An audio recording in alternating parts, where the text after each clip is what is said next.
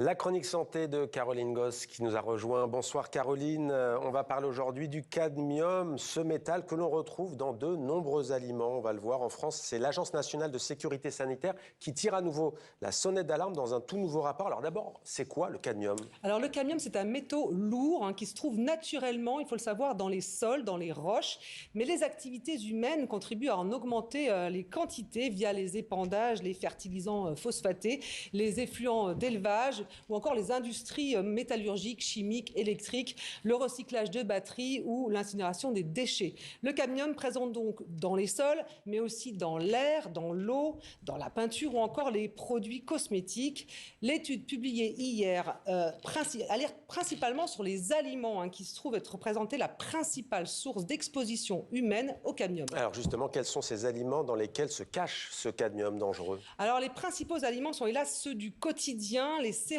du petit déjeuner, le pain, les viennoiseries, les gâteaux, les biscuits sucrés, les pâtes mais aussi le riz, les blés raffinés, les pommes de terre, certains légumes et aussi les crustacés, le chocolat.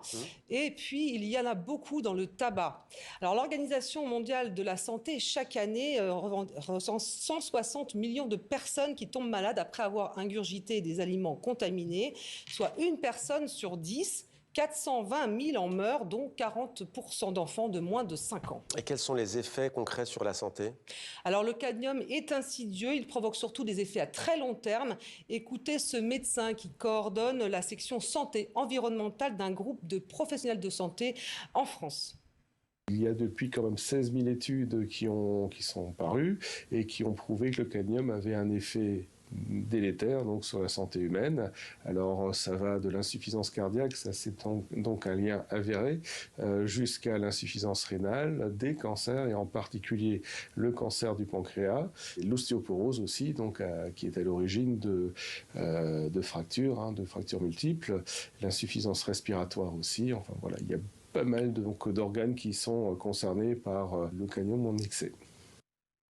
Et donc l'enjeu de santé publique est, vous l'avez compris, colossal, il est global. Il faut éviter de consommer ces aliments contaminés. Le hic, c'est qu'on l'a vu, il s'agit de produits de base. L'étude scientifique préconise de prendre le problème à la racine, en commençant par diminuer drastiquement le taux de cadmium dans le traitement des terres agricoles. Merci beaucoup Caroline Goss pour notre chronique santé.